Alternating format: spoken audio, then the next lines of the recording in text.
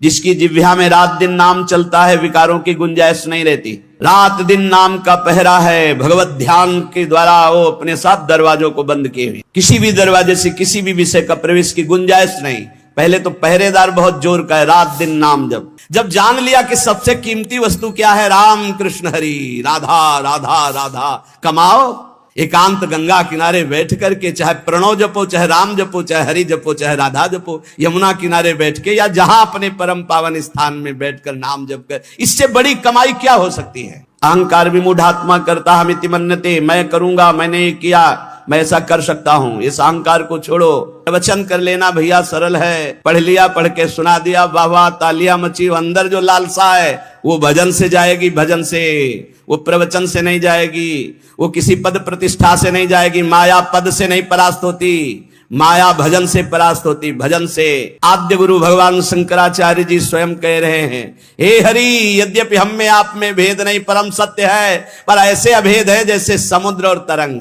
कोई बिरला ऐसा है जो अपने ज्ञान विज्ञान का प्रयोग करके परमात्मानंद का अनुभव करे। ये 3 शब्द, इनको साधारण मत समझो, पूरी सृष्टि में बड़े सीमा पे रखे गए। इन 3 को जो पास हो जाए वह त्रिलोकी पर विजय प्राप्त कर ली। कामिनी, कंचन और कीर्ति, ये 3 शब्द हैं। धन संचय की लालसा छोड़ दो, सद्बुद्धि को धारण करो, मन से तृष्णाहीन हो जाओ, प्रारब्धानुसार जो कुछ तुम्हें वित्त मिले उसी से संतोष करो। प्रारब्धानुसार भगवान जो तुम्हें दे आकाश वृत्ति से, या गृहस्थ में हो तो धर्म से, कर्तव्य परायण होकर के। तत्व का चिंतन तो है नहीं, केवल शरीर को देखकर अपना मान रहे हो। अरे तू ही कौन है, पहचाना तूने? इतने दिन हो गए शरीर में रहते हुए। तू कौन है, किस हेतु आया है, क्या कर रहा है, कहां जाना है, तेरा कौन है, तू किसका है? क्या तू जान पाया तू आत्मस्वरूप है? अरे आत्मज्ञान जब तक तेरे को नहीं होगा तब तक नरक में पचना पड़ेगा, जलना पड़ेगा। ये काम क्रोध लोभ, ये सीधे नरक में पहुंचाते हैं। कामा क्रोधा तथा लोभा, ये सीधे नरक के द्वार है। त्रिविधम नरकस्येदम द्वारम नाशनमात्मना कामा क्रोधा तथा लोभा तस्मादेव त्रयं त्यजेत्। काम क्रोध मद लोभ सब नाथ नरक के पंथ। से भय निडर नित गर्जत हरिवंश बल। जब नाम और आचार्य गुरु चरणों का बल, तो प्रमथन स्वभाव वाली इंद्रियां विकल नहीं कर पाती। और जब नाम का बल छूटता है, अहम जागृत होता है, तो इतनी विकलता होती है कि साधक परमार्थ से भ्रष्ट हो जाता है। इसीलिए कारे मूढ़ा, क्यों मूढ़ता धारण कर रहे हो? इस दिव्य मानव जीवन को अपवित्र कर रहे हो, पापाचरण एकत्रित कर रहे हो। तुम्हारी दुर्गति का कारण तुम्हारा मन और तुम्हारी इंद्रियां है, और यही तुम्हारी सदगति का कारण है। यदि इनको रोक पाए, इनकी विकलता को सह पाए, तो तुम महान हो जाओगे। तुम्हारे अंदर दिव्य शक्तियां जागृत हो जाएंगी।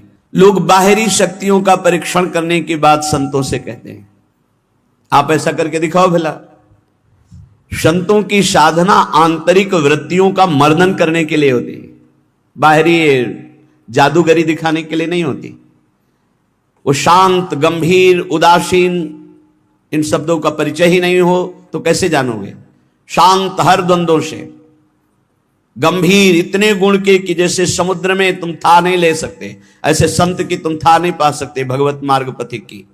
उदासीन, किसी से कोई शत्रुता मित्रता का भाव नहीं। तब वो अपनी इन विकलताओं को सहकर विकारों पर विजय प्राप्त करते हैं। इसलिए मूढ़ता का त्याग करो। मूढ़ता अहंकार है। प्रियालाल की शरण में हो, खूब नाम जप करो। नाम जप के प्रभाव का ऐसा महामहिम प्रताप है कि ये विकार अंदर प्रवेश ही नहीं करते। नाम पाहरू दिवस निश ध्यान तुम्हार कपाट, ध्यान तुम्हार कपाट। अपने इष्ट देव का ध्यान ही दरवाजा बंद कर लेना है। कोई विकार, गंदगी अंदर नहीं पहुंचा सकता। अरे भाग जा, भाग जा, इस संसार के राग से भाग जा। श्रीधाम वृंदावन की प्रिया प्रीतम की शरण ले ले। नहीं, ये राग पीस डालेगा। ये जो राग है ये द्वेष प्रकट करेगा। राग और द्वेष ये 2 पलड़े ऐसे हैं, बड़े बड़ों को पीस देते हैं। चलती चक्की देख के दिया कबीरा रोए, 2 पाटन के बीच में साबित बचा न कोई। राग द्वेष, मान अपमान, लाभ हानि, जय पराजय, सुख दुख, जन्म मृत्यु पीस रहे चराचर जगत को। भाग, वो जो चक्की जहां से चल रही उसके सहारे पे पहुंच जा। मामे वे प्रपद्यन्ते माया में ताम तरंते। चलती चक्की देख के दिया कमाल ठठाए, रहा सहारे कील के तो बाल न बाका जाए। कील कौन है? इस संसार चक्र की कील कौन है? इन द्वंद्वों को निरंतर चलाने वाला कौन है? काल, और काल का भी स्वयं महाकाल वो प्रभु है जो उसकी शरण में हो गया तो बाल न बाका जाए। सीम की चाप सके को तासु, बड़ रखवार रमापति जासु। इसलिए कह रहे हैं अरे शीघ्रम शीघ्रम, भाग भाग संसार के राग से भाग। कौन कौन से संसार के राग है? कह रहे शुत धनम स्त्रीम कलत्रादि ममताम, स्त्री पुत्र मकान शरीर राग भोग धन संपत्ति नाना प्रकार की तृष्णाएं तुझे बांधकर व्यर्थ में समय नष्ट करा रही। तो क्या करें, बाबा जी बन जाए क्या? नहीं, यहां ऐसा नहीं कहे। क्या करें? अंतर से राग रहित होकर, जैसे जल में ही कमल का फूल उत्पन्न होता है लेकिन निर्लेप रहता है, ऐसे तू सारे परिवार को नाथ सकल संपदा तुम्हारी और मैं सेवक समेत सुत नारी। क्या चला जाएगा तुम्हारा? तुम परम भागवत होकर भगवत प्राप्त हो जाओगे, केवल भावना बदलनी है। नाथ सकल संपदा तुम्हारी मैं सेवक समेत सुत नारी। अरे शीघ्रम शीघ्रम, जल्दी कर, पता नहीं काल का ठिकाना नहीं। प्रताने कालोयम नहीं वपरिदम मृत्युनु गतम, किस क्षण तुम मर जाए कोई भरोसा नहीं। पक्का किस क्षण मर जाए कोई भरोसा नहीं। ये शरीर मृत्यु के अनुगत है, कभी भी मृत्यु ढंगा सकती है। तो ये शरीर पुत्र मकान सब यही रह जाएगा। और धन की तृष्णा ये बहुत बुरी होती है। नहीं, सारा का सारा खेल, बहुत बहुत पूर्वज जो हमारे ब्रह्म ऋषि हुए उनमें जो महिमा देखी गई, राजान्न का त्याग, राज वैभव का आंतरिक त्याग, अगर उनमें कहीं देखा गया हमारे इष्ट में और इष्ट के प्रेमी महात्माओं में, तो देखो विदुरानी के छिलकों में जो स्वाद आया, सरकार को छोड़ करके आ रहे दुर्योधन के यहां 56 प्रकार के भोग और क्या क्या व्यवस्था थी। द्वारिकाधीश को कैसा भोग लगता है, पर सुदामा के तंदुल वाह वाह करके पा रहे। चक्रवर्ती सम्राट महाराज दशरथ के लाडले अनंत ब्रह्मांडों के स्वामी भगवान श्री राम मैया सबरी के जब बेर पा रहे हैं दिए हुए, बेर कोई अंगूर थोड़ी है, लेकिन सराह सराह के पा रहे हैं। जरा देखो हमारे इष्ट की तरफ, तो इष्ट के दास कैसे होंगे? इष्ट के दास कैसे होंगे? जैसे इष्ट को दीन प्यारे वेद पुकारे, ऐसे ही दैन्यता प्रिय है। एक तरफ 56 भोग हो, एक तरफ गरीब के हाथ की एक रोटी हो, तो भगवत प्रेमी महात्मा कदम बढ़ाएगा उस रोटी की तरफ जो एक आंसुओं से भरा हुआ छुपाए हुए है कि पता नहीं इनके योग्य हो कि ना हो, मुझ गरीब की सूखी रोटी नहीं नहीं इनके योग्य नहीं, वही वो लेंगे। तब तो हरि प्रीति, नहीं तो ये तृष्णा बड़ी विचित्र है। हमारे शास्त्र कह रहे हैं मूल जही धनागम तृष्णाम कुरुषद बुद्धिम मनसि वितृष्णाम यल्लभ से निज कर्मोपातम वित्तम तेन विनोदय चित्तम। यदि धन की लालसा है तो ज्ञान तुम्हारा केवल वाग विनोद है।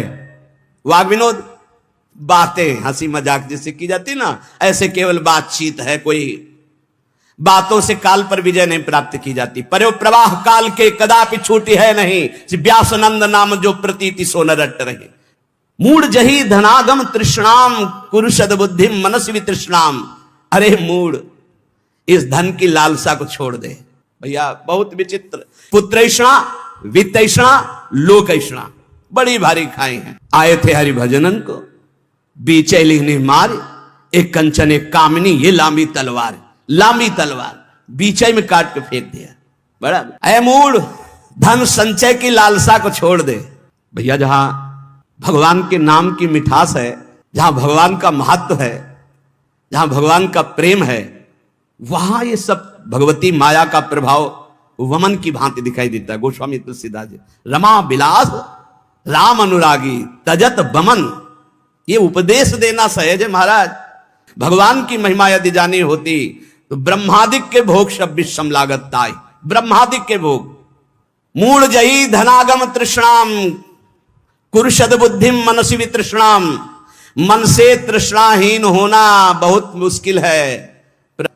जल विकार युक्त हुआ तो तरंगायमान हो गया, विकार रहित हुआ तो समुद्र ही। पर नाथ इतना भेद तो है, जैसे समुद्र में अनंत तरंगे उठती, एक तरंग समुद्र नहीं पैदा कर सकती, ऐसे हम में आप में भेद है। जब हरि की महिमा को हम जान गए, हरि में प्रीति हो गई, तो स्वाप्निक जगत के भोगों का महत्व कैसे रह सकता है? ज्ञानी वही, भक्त वही जिसके जगत के भोगों का महत्व न रह जाए। जगत के भोगों का महत्व, उमा कहूं मैं अनुभव अपना, सत हरि भजन जगत सब सपना। तो सपने के लड्डू किसको प्रिय लगते हैं? अब जग के रोए कि हमारे लड्डू चले गए। बोले कौन? बोले अभी स्वप्न में थे। तो या तो बालक है या तो मूर्ख है। तो जगत है क्या? स्वप्न के लड्डू हैं, इसे कोई काटे? स्वप्न के लड्डू हैं। भगवान शिव कह रहे हैं उमा कहूं मैं अनुभव अपना, सत हरि भजन जगत सब सपना। परम धन राधा नाम आधार, इससे बड़ी कमाई क्या? और ये देने वाले गुरुदेव हैं, तो गुरुदेव से बड़ा कौन हो गया त्रिभुवन में? ब्रह्मा भी नहीं बड़े हैं। गुरुर ब्रह्मा गुरुर विष्णु गुरुदेव महेश्वरा, गुरु साक्षात परब्रह्म तस्मै श्री गुरुवे नमः। क्यों? क्योंकि उन्होंने इतनी कीमती चीज हमें दे दी। नाम सुकृत धन अपनी जीवन अतिहित मान देत वरदान। नहीं महत्व है नाम में, नहीं हरि चरणों में महत्व है। 1000-2000 रुपया के लिए घंटा 2 घंटा भगवान का विस्मरण हो सकता है। देख लो, अगर कीमती वस्तु पहचान ली भगवान का नाम, तो एकादश स्कंद में लिखा हुआ है त्रिभुवन की राज्य लक्ष्मी देने पर, त्रिभुवन की राज्य आधे पल के लिए भी जो प्रभु का स्मरण ना छोड़े, वो भगवान का महान लाडला भक्त कहा जाता है। यह छोटी मोटी वस्तु क्या?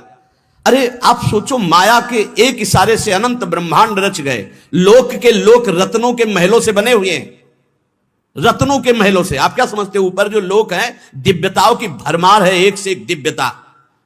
मतलब पूरी मृत्यु लोक बिक जाए, ऐसे ऐसे एक एक विमान हैं, जिन विमानों पर बड़े बड़े पुण्यात्मा चलते हैं। ऐसे लोक के लोक बिक जाए, ऐसे विमान हैं। वहां के रत्न ऐसे, रत्नों से ऐसे श्रृंगारित विमान, ऐसी सुंदरियां। और वो भी एक स्वप्न है, मरने के बाद फिर वही।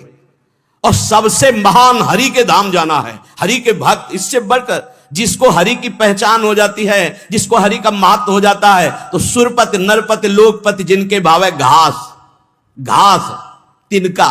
भगवान के दासत्व के आगे भक्त को एकमात्र भगवान में ही प्रियता और महत्ता होती है। एकमात्र भगवान त्रिभुवनपति हिरण्यकश्यप है, ना प्रियता है, ना महत्व है, ना भय है। 5 वर्ष का बालक प्रहलाद। चित्त को प्रसन्न रखो और सदैव आनंद में भगवान के भजन में डूबे रहो। ये मूढ़ता छोड़ो, ये अर्थ महान अनर्थ है। सचमुच इसमें सुख का लेश भी नहीं है। जहां यह अर्थ आता है, भारी दोष पैदा होना शुरू हो जाते हैं। ये नीति है। धनवान सदैव भयभीत रहता है, चिंतायुक्त रहता है, भोगी होता है, विषयी हो जाता है। जो भगवान में स्थित है उसकी बात अलग है। कोई बिरला, हजारों में कोई सत्य मार्ग पर बिरला, जो पर्दे के सामने कुछ और पर्दे के पीछे कुछ और, उसे सत्य मार्ग का पथिक नहीं कहते, व्यापारी कहते हैं। और जो एक रस रहता है, मन एक, वचन एक, कर्म एक, समाज एक, एकांत एक, वही महात्मा कहा जाता है। और ऐसे महात्मा भगवान की कृपा से मिलते हैं, अपने पुण्य प्रताप से नहीं मिलते, भगवान की कृपा से। जो भगवत प्रेमी महात्मा है, अब मोहि भा भरोस हनुमंता, बिनु हरि कृपा मिले नहीं संता। जब दवहि दीन दयाल राघव तो साधु संगति पाइए। इसलिए काते कांता कस्ते पुत्र संसारोय मतीव विचित्र कस्तम कह कुत आयातस्तत्वम चिंतय यदिदिम भ्राता भज गोविंदम भज गोविंदम गोविंदम भज मूढ़मते। कौन तेरी स्त्री है? पहचान पाया? बस चमड़े को देखकर भूल गया। अंदर बैठा हुआ गोविंद है, उसे देखा? नहीं देखा। कौन तेरा पुत्र है? पहचान पाया? कहां से आया है, कौन है, कब जाएगा, कहां जाएगा, कोई परिचय नहीं। बस बड़े परिचय वाले बनते हो। हाँ कौन है? हम जानते हैं हमारा पुत्र। कहां से आया है? ये कौन है पुत्र रूप में? ये कब जाएगा? आपको पता है कहां जाएगा? कौन है ये? कुछ परिचय नहीं। बोलो जिससे कोई परिचय नहीं, उससे तुम आसक्ति किए हुए हो। बिना परिचय के आसक्ति कहां हो सकती है? बोले नहीं परिचय मेरा पुत्र नहीं। वो तो आप शरीर को देख के बोल रहे हो। पुत्र रूप में कौन आया है? पूछ तो रहे। शास्त्र कह रहा है। पहचान पा रहे हो? कौन तेरी स्त्री बना हुआ है, कौन तेरा पुत्र बना हुआ है? अरे भाई बड़ा विचित्र है प्रश्नों का उत्तर नहीं। इसलिए भज गोविंदम भज गोविंदम गोविंदम भज मूढ़मते। अरे गोविंद का भजन कर ले मूढ़मती, पूरा जीवन व्यर्थ चला जाएगा। मां कुरु धन जन यौवन गर्वम हरति निशेषात् कालः सर्वम मायामयमिदमखिलं हित्वा ब्रह्मपदं त्वं प्रविश विदित्वा भज गोविंदम गोविंदम भज मूढ़मते। धन किसका हुआ? कौन लाद के ले गया? कोई नहीं। ये सब कोई जानता है, लेकिन आसक्त है। क्यों? भजन नहीं है। खास बात सब कोई जानता है, यहां से 1 रुपया नहीं ले जा पाओगे। एक कैसा तमाशा है। हम ऐसे देश में भेजे गए हैं, कमा लो, 1 पैसा लेके नहीं जाओगे, बना लो व्यवहार, कोई तुम्हारे साथ नहीं जाएगा। खूब जिम करके तगड़ा कर लो शरीर, ये एक क्षण में छूट जाएगा। जो ले जाना है वो है भगवत नाम जप, भगवत स्मृति, उधर से सब बेपरवाह। और जो एक चवन्ने यहां से नहीं ले जाना 25 पैसे। अब आप विचार करो कितने बुद्धिमान हो सब। इस देश से कुछ नहीं ले जाओगे। बाहर आतंक मचाया, खूब जीत के ढेर सारे रत्न इकट्ठा करके सिकंदर जा रहा था, फौज की फौज, जय हो जय हो। दो साधु नृत्य करने लगे सामने। ए रुको, क्यों नाच रहे हो? अरे आप जैसे काल विजयी बलवान को देखकर नाचेंगे? नहीं तो नहीं। उतरा, हम संतों का सम्मान करते हैं, क्या चाहिए तुम्हें? नहीं चाहिए नहीं, एक काम था हमें। तुम बहुत बलवान हो, बहुत विजयी हो, बहुत सब मार काट करके इकट्ठा कर रहे हो ढेर सारे रत्न, हमको नहीं चाहिए। हमारे पास जो है उसी की सुरक्षा चाहिए।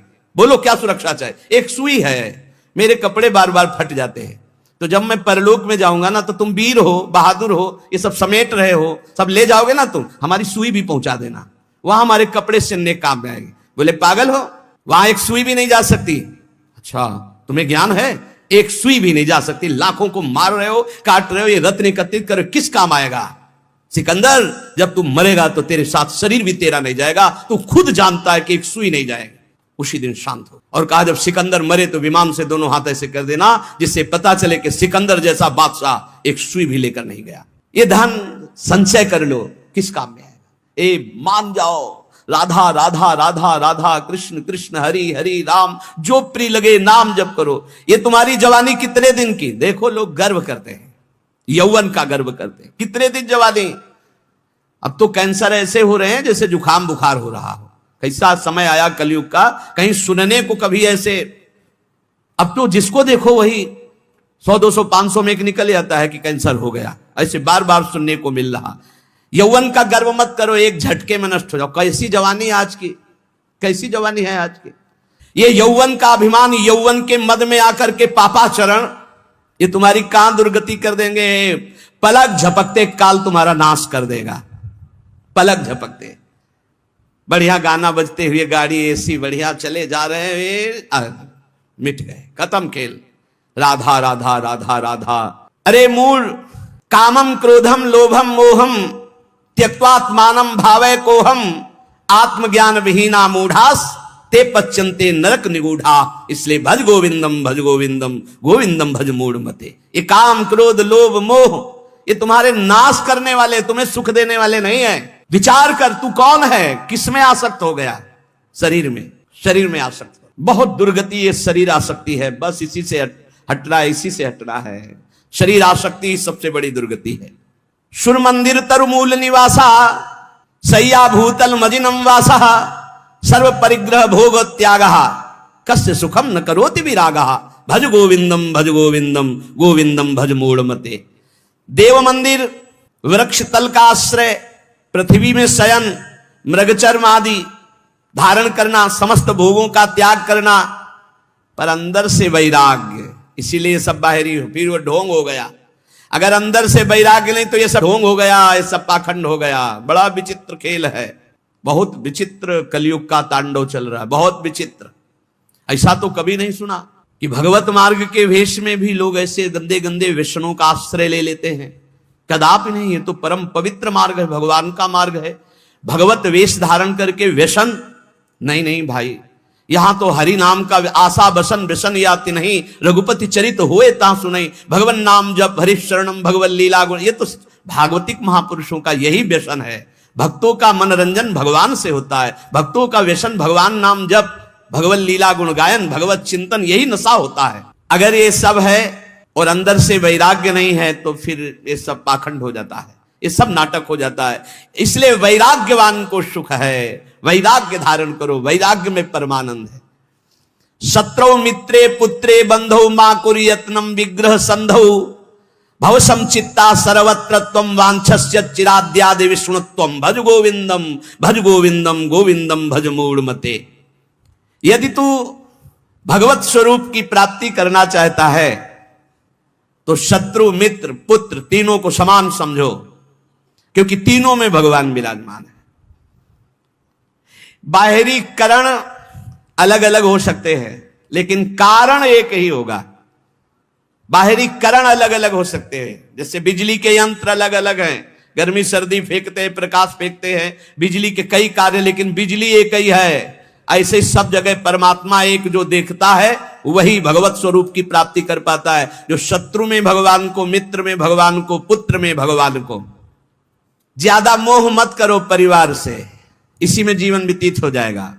मोही पुरुष की बड़ी दुर्दशा होती है, बहुत चिपकू स्वभाव हो जाता है, बहुत जहां देखो जरा सा कोई बस उसी में आसक्त, उसी में आसक्त, बड़ी दुर्गति होती है।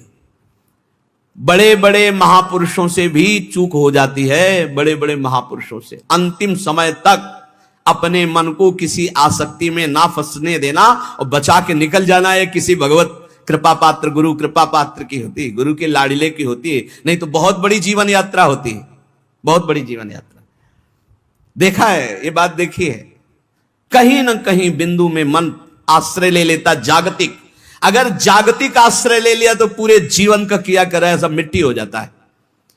विष्णुत्व की प्राप्ति, भगवत स्वरूप की प्राप्ति, शत्रु मित्र पुत्र में समान भाव, किसी भी बंधुत्व में, मेल जोल में राग ना होना, सर्वत्र समभाव रखते हुए निरंतर गोविंद के भजन में डूबना, तो भगवत प्राप्ति निश्चित। त्वयि मयि चान्यत्रैको विष्णुर व्यर्थम कुप्यसि सर्व सहिष्णु सर्वस्मिन्नपि पश्यत् मानम सर्वत्रोत्सज भेदा ज्ञानम भज गोविंदम भज गोविंदम गोविंदम भज मूढ़मते। तुझ में, मुझ में और अन्य में एक ही भगवान वासुदेव विराजमान है।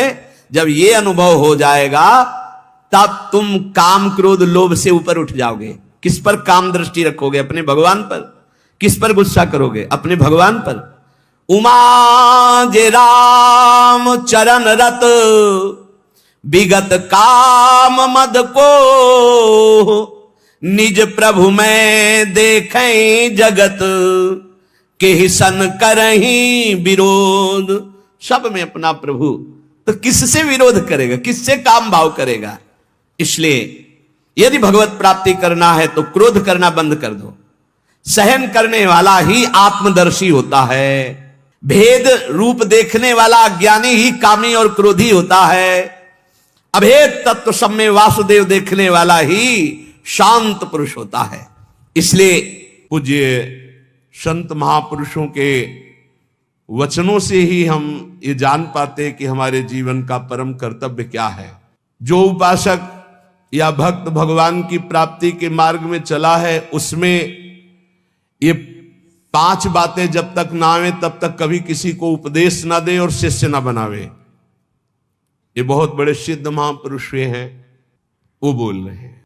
महात्माओं का हृदय माता की तरह दुलार करता है पूरे विश्व को।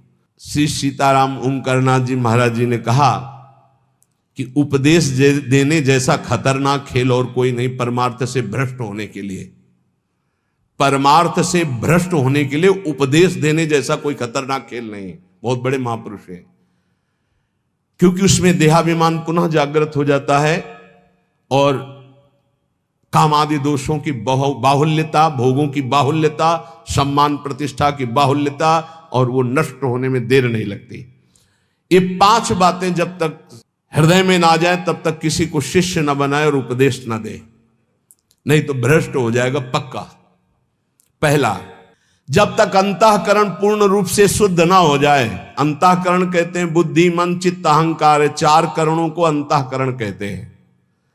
अंतःकरण शुद्ध कब माना जाता है? जब बुद्धि के निश्चय में एकमात्र परमात्मा है, मन में संकल्प विकल्प खत्म, केवल मन सावय मनहा कृष्ण पदारविंदयो चित्त मुरारी पादार्पित चित्त वृत्ति अहंकार दासत्व में एक भी विकार जिसके अंतःकरण में उदय नहीं होता, वो शुद्ध अंतःकरण वाला महापुरुष प्रथम उपदेश का पहला अधिकारी। अंतःकरण में किसी भी तरह का कोई भी विकार ना होना, पूर्ण अंतःकरण का शुद्ध होना।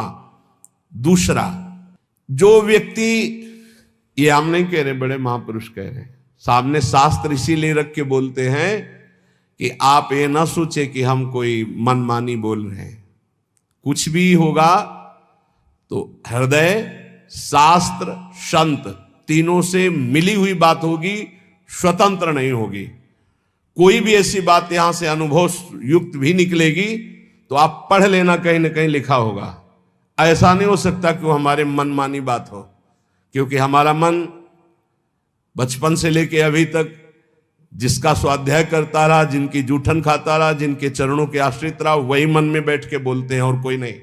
पहला है उपदेश का अधिकारी कौन, जिसमें ये 5 बातें हों। पहली बात, अंतःकरण शुद्ध, बुद्धि मन चित्त अहंकार भगवदाकार, एक भी विकार जिसके हृदय में नहीं है। दूसरा, जो व्यक्ति स्वार्थ के लिए उपदेश सीखता है, जो अपनी वासनाओं की पूर्ति के लिए प्रवचन करना सीखता है, वो उपदेशक पक्का भ्रष्ट और दुराचारी हो जाएगा। वो धर्म का निर्वाह करने वाला नहीं होगा, उस समाज को भ्रष्ट करने वाला होगा।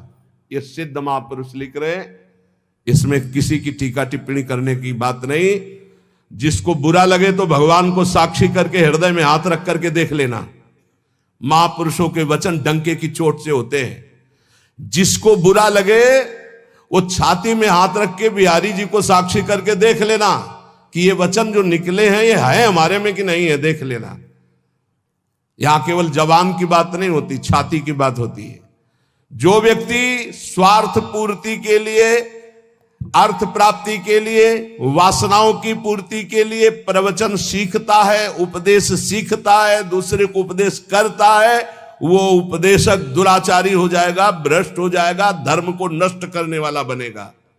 तीसरा, जिसने अपनी वाणी में सत्य का अनुष्ठान नहीं किया, जिसने अपने आत्मस्वरूप का बोध नहीं किया, जिसकी वृत्ति निष्काम नहीं हुई, जो जगत से भगवत भाव रूप से संबंध नहीं की, वो बड़े से बड़ा विद्वान भी भ्रष्ट हो जाएगा।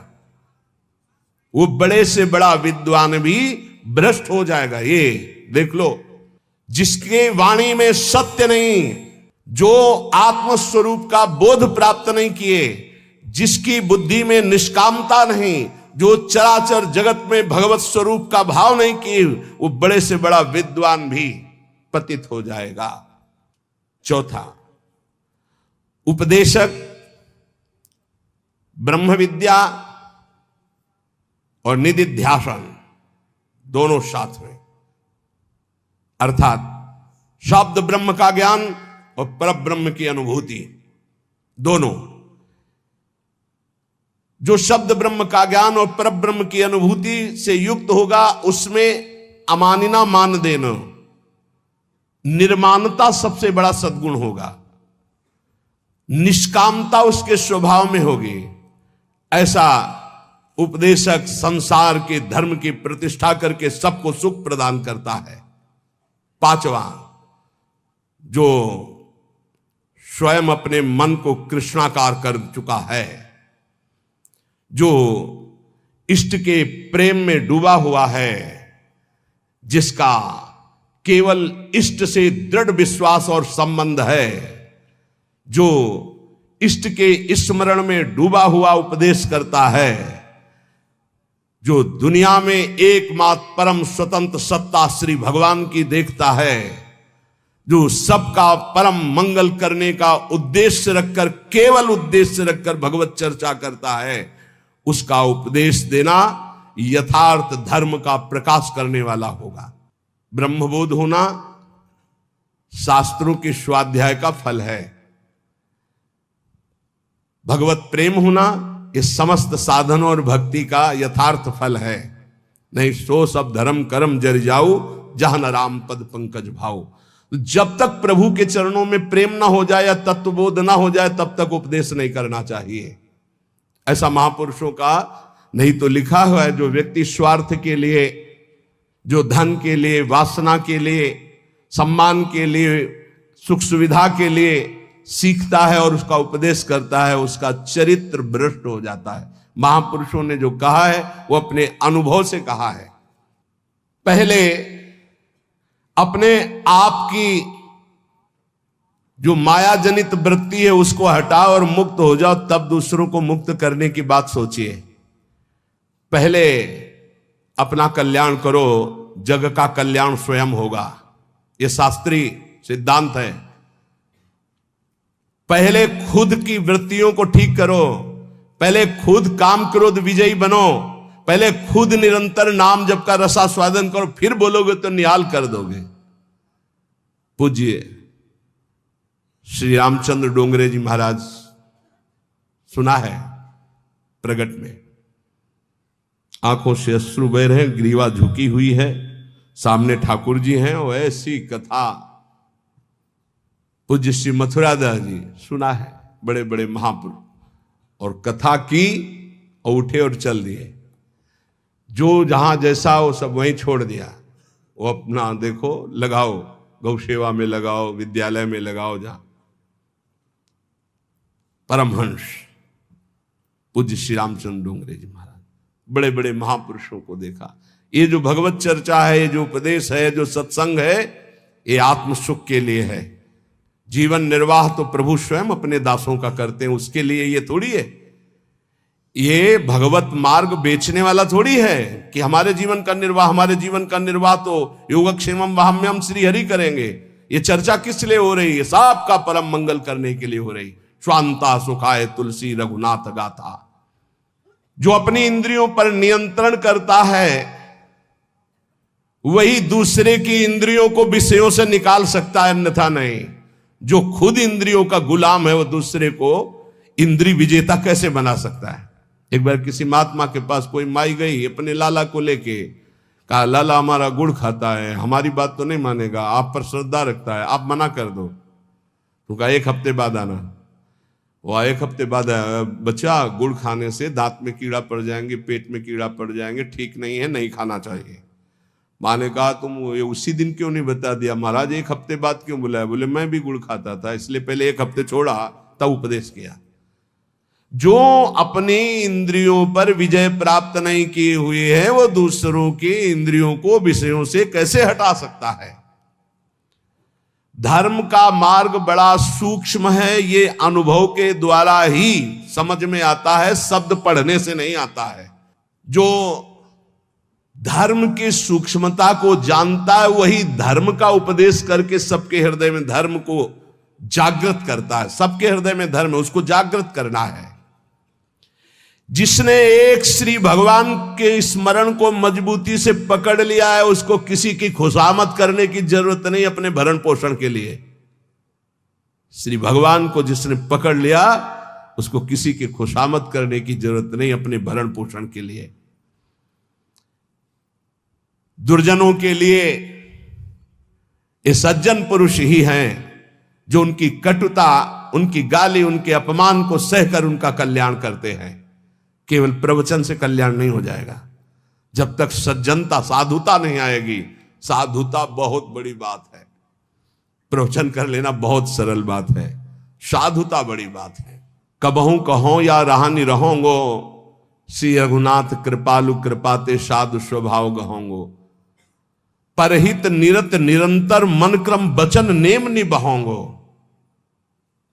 मन वचन कर्म से दूसरे का परम मंगल, परुख बचन अति दुशाश्रवण सुनते पावक न दहोंगो। जथा लाभ संतोष सदा काहूसो कछु न चाहोंगो। कबहू कहो या रहानी रहोंगो, श्री रघुनाथ कृपालु कृपाते साधु स्वभाव गहोंगो। साधु वही है जो बड़ी बड़ी सिद्धियों को ठोकर मारकर दूर करके भगवान के प्रेम में डूबता है, ठोकर मार करके। हित महाप्रभु कह रहे हैं, वेणु कानन क्वणित श्रवण सुंदर सुनत मुक्ति सम सकल सुख पाए पग पेलरी। आज तू ग्वाल गोपाल सो खेलरी। वेणु कान देख लाल बंसी बजा रहे हैं, बंसी में वो परमानंद की वर्षा कर रहे हैं कि अगर एक बार श्रवणेंद्रिय में पड़ जाए तो मोक्ष सुख को भी पैर से ठुकरा करके प्रेम रस में कूद पड़े। ऐसा बंसी की ध्वनि है। प्यारी जू से करे लाडली जू देखो, वेणु कानन कुणित श्रवण सुंदर सुनत मुक्ति सम सकल सुख पाए पग पेली। लाडली जू देखो कैसी अद्भुत बंसी बज रही। वही बंसी चतुरासी जी है, वही बंसी जो मोक्ष सुख को भी फीका कर दे, वो साक्षात बंसी की ध्वनि है चतुरासी जी। ये बंसी जी की वाणी है। हरिवंशी स्वयं हित महाप्रभु के रूप में वही गायन। अरे अद्भुत सुख। जो सिद्धियों को ठोकर मार करके आगे बढ़ता है वो भगवान के प्रेम को प्राप्त होता है। भजन करो, भजन करो, नहीं तुम्हें ठोकर मारेगी माया। भजन करो, नहीं तुम्हें ठोकर मारेगी। भजन किया तो सिद्धियों को ठुकरा कर भगवदानंद में डूबता है। तू परम स्वतंत्र स्वाधीन भगवान का दिव्य अंश है, किसी की पराधीनता की जरूरत नहीं। पर यह स्थिति तभी आएगी जब भजन करोगे। भजन परमार्थ का मार्ग व्यवहार से होकर ही गुजरता है, इसलिए जिसका व्यवहार परमार्थ में होता है वही सिद्ध साधु होता है। व्यवहार भी परमार्थ में होना चाहिए।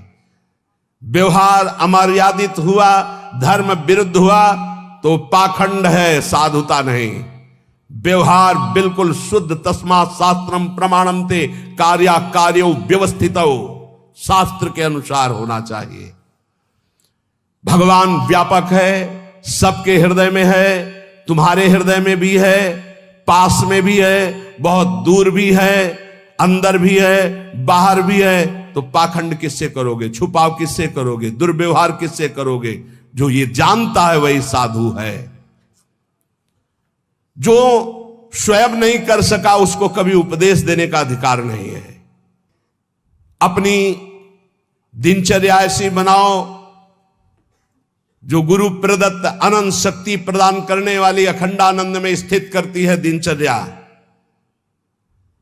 ऐसा कभी मत करो जो गुरु प्रदत्त दिनचर्या है उसका खंडन हो जाए तो दुख तुम्हें घेर लेगा, निश्चित समझना। ये बहुत बड़े महापुरुषों की वाणी है। अपनी दिनचर्या गुरु प्रदत्त ऐसी बनाओ जिससे अनंत शक्ति और अखंडानंद की प्राप्ति होती, दिनचर्या से ही होती है। ऐसा कभी मत दिनचर्या का खंडन करो जो तुम्हारी शक्ति को छीन करके तुम्हें दुख में फंसा दे। ऐसी दिनचर्या विजयी होनी चाहिए कि आपके पास समय ही नहीं है। आपके पास अपनी दिनचर्या से बड़ा सौभाग्य है अपने साधकों को कि 1 मिनट के लिए समय नहीं। अगर कभी कहीं ऐसा तो 1 मिनट निकालना मुश्किल है। अपनी दिनचर्या ऐसी बना दी है गुरुजी ने, श्री जी ने। किसी भी परिस्थिति में तुम्हारे मन में कमजोरी नहीं आनी चाहिए। चाहे जैसी परिस्थिति, तुम्हें याद होना चाहिए ये इष्ट के द्वारा पास करके भेजी हुई परिस्थिति। मैं डगमगाऊं क्यों, मैं भयभीत क्यों? कोई न कोई बहुत मंगल विधान मेरे इष्ट ने भेजा है परिस्थिति, इसलिए मैं मस्ती से रहूंगा चाहे जितनी बुरी स्थिति क्यों ना आ जाए।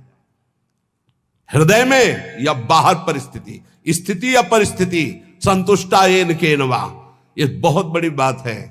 क्योंकि इष्ट ने भेजा है ना, चयन किया इष्ट ने। किस लिए? होगा कोई उनका विधान, मंगल विधान। शांत प्रसन्न मुद्रा, कभी खिन्न नहीं, निकल जाएगी परिस्थिति और स्थिति भी। कभी कभी अंदर में भी स्थिति गड़बड़ होती है, बाहर भी परिस्थिति। इन्हीं के वचन अभी सुनाए थे पीछे। पापियों का ऐश्वर्य बढ़ता है। प्रश्नकर्ता खूब सुन ले ध्यान से। ज्यादातर प्रश्न करते हैं कि धर्म में चलने वाले को बड़े धक्के मिलते हैं, पाप करने वाले बड़े मौज से होते हैं। पापियों का ऐश्वर्य बढ़ता है, स्वीकार करते हैं। क्यों? क्योंकि उनके पुण्यों का नाश किया जा रहा है। तुम धर्म के फल में संदेह मत करना। ये पापियों का जो ऐश्वर्य बढ़ रहा है, इनको जैसे फांसी की सजा देने वाले को अंतिम इच्छा पूरी की जाती है, ऐसे सर्वनाश का खेल इनका शुरू होने वाला है। इसलिए इनके पुण्यों को फटाफट भुगाया जा रहा है। भोग ले। हम तो अपनी भाषा में कहते थे एकांतिक में कि गए जैसे 4 आदमी 2 हाथ पकड़ के 2 पैर पकड़ के ले जा रहा है। आप कह रहे हो धन्य है, ना लिफ्ट से जा रहा है, ना पैदल जा रहा है, 4 आदमी की गोद में जा रहा है, 8वीं मंजिल पर ले जाए, धन्य है उसका। धन्य नहीं है, ऊपर जाके पटकने जा रहे हैं नीचे।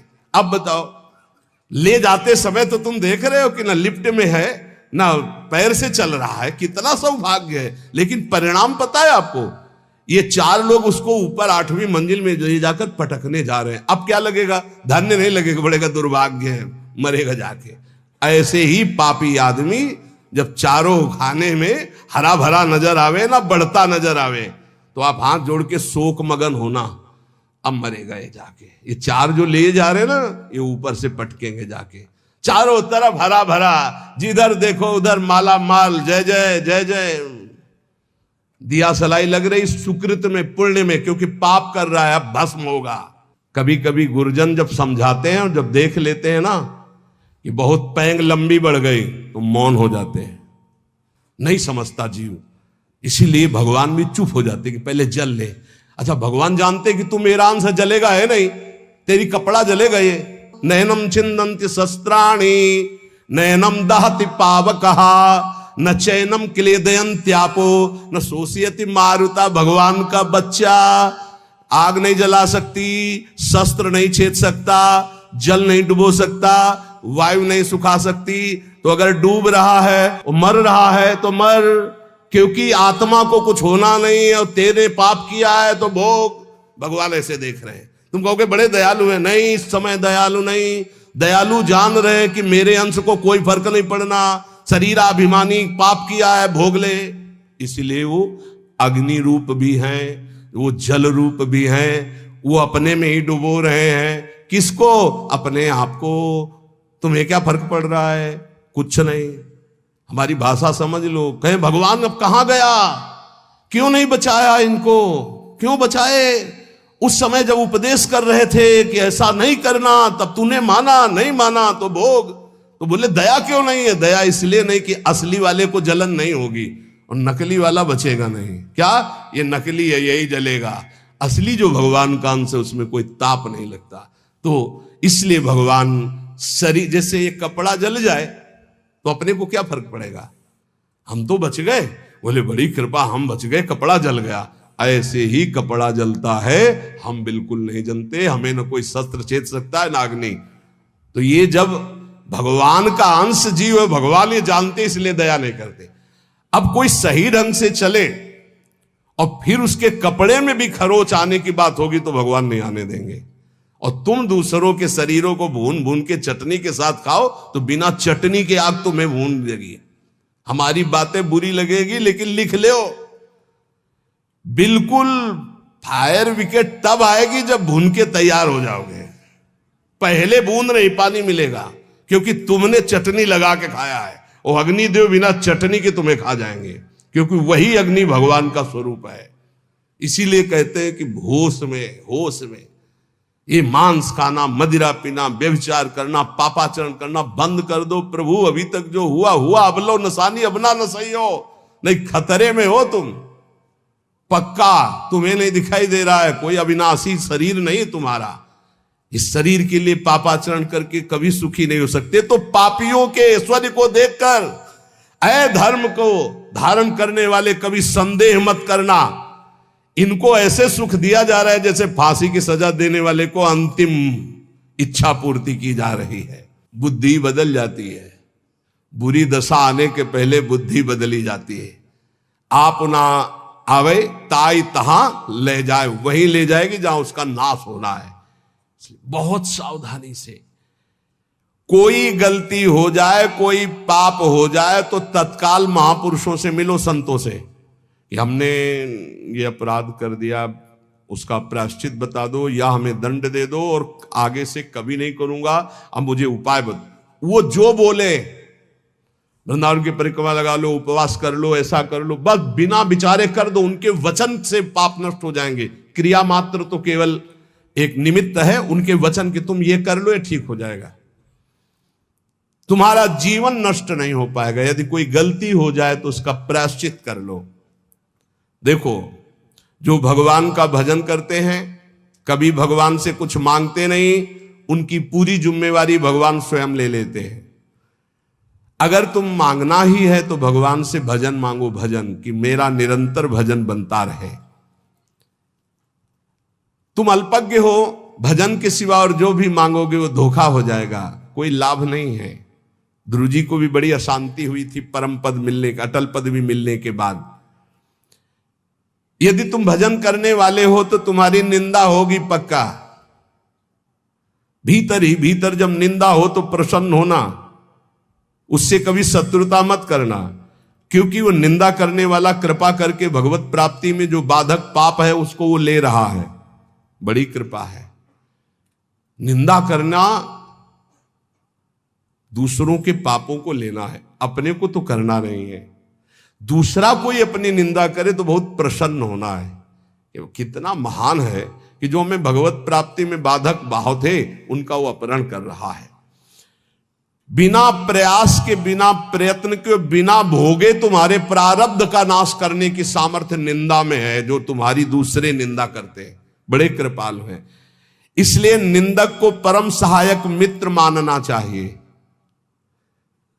निंदक नेरे राखे आंगन कुटी छवाए, समीपे रहे जिससे कोई चूक ना होने पाए, हर गलती वो हमारी देखे। और भगवान बड़े कृपालु हैं। निंदक को सूक्ष्मदर्शी लगाने की जरूरत नहीं होती, सीसी कैमरा लगाने की जरूरत नहीं होती। उनके कान और नेत्र वहीं लगे रहते हैं और वो एक एक बात पकड़ करके साधु की और उसको निर्मल करते रहते हैं। इसलिए धन्य है, प्रणाम है, स्वस्थ रहे निंदक, अंतिम में उनको भगवत प्राप्ति हो, क्योंकि हमें भगवत प्राप्ति में बड़ा सहयोग किए। निंदा करने वाले महान मित्र हैं जो हमारे प्रारब्ध को बिना भोगे वो काट देते हैं। दूसरों की निंदा करने से जो हमारे पाप नष्ट होते हैं, अपनी प्रशंसा करने से अपने पुण्य और तप नष्ट हो जाते हैं। अपने मुख से कभी अपनी प्रशंसा न करे, दूसरे जो हमारी निंदा करते हैं उसे चैन से, आनंद से सुन ले कि हमारे ऊपर भगवान की बड़ी कृपा है, बड़ा पावन किया जा रहा है। जब तक तुम्हें आत्मानंद का अनुभव न मिले, भगवदानंद का अनुभव न मिले, तब तक विषयानंद से दूर रहना, विषयानंद के भोगी पुरुषों से दूर रहना। भगवदानंद का अनुभव करने वाला चक्रवर्ती सम्राट को भी एक तिनके के बराबर समझता है। सुरपति नरपति लोकपति जिनके भावे घास। भगवदानंद का अनुभव करने वाला चक्रवर्ती सम्राट को वही तिनके के समान समझता है। अब अंदर से देख लो, प्रभु के प्रति भाव है या धन के प्रति या पद के प्रति, तो वैसे ही हो जाएगा। भगवदानंद जिसको अनुभव हुआ, सुरपति नरपति लोकपति जिनके भाव है घास, ये बात अंदर से समझो। अपमान किसी का करना नहीं, पर अंदर से किसी के प्रति ऐसा भाव न रहे कि धन को लेकर, रूप को लेकर, अभिनय को लेकर, पद को लेकर के हमारा गर्व है कि हमारे पास अमुक आए, हमारा गर्व है कि हमारे पास परमहंस आए, अवधूत आए। हमारा गर्व, ये उनका सौभाग्य है कि उनको एक बार इस रज में माथा रखने का सौभाग्य मिला। ऐसा करो कि अब कुछ करना न पड़े। ऐसा करो कि मां के गर्भ में वास अब ना करना पड़े। ऐसा करो कि मनुष्य जन्म अभी आखिरी जन्म हो और हम श्री भगवान को प्राप्त हो जाएं। अगर माली से संबंध रखोगे तो पुष्प वाटिका का कोई भी फूल तुम चयन कर सकते हो। ऐसे ही यदि तुम भगवान से संबंध रखोगे तो अनंत ब्रह्मांड भगवान की पुष्प वाटिका है। किसी भी ब्रह्मांड में स्वतंत्र रूप से तुम जा सकते हो। कैसे? जैसे माली के होकर बगीचे में घूमो, आनंद ले रहे हो, कोई फर्क नहीं पड़ता। लेकिन एक जंगल में जाके भटक गया है वो, और एक जो माली के साथ उसी जंगल में आनंद ले रहा है वो, एक जो जेल में कैदी बना है वो, और एक जो जेलर बनकर वहां कैदियों के बीच में है वो, दोनों में अंतर है। अब कैदी बन के नहीं रहना, अब जेलर बन के रहना है। अब भटकना वाला नहीं स्वरूप है, अब मालिक के साथ रहकर भ्रमण करना है, आनंद लेना। अनंत ब्रह्मांड मेरे स्वामी के हैं और स्वामी की स्मृति के साथ कोई भय नहीं। अब ये कर्म बंधनों की जेल में नहीं रहना, ये मनुष्य शरीर पाकर अब स्वतंत्र होना है। ये बात अंदर बैठा लो। विषयी का संग साक्षात काले सर्प के संग के समान समझो।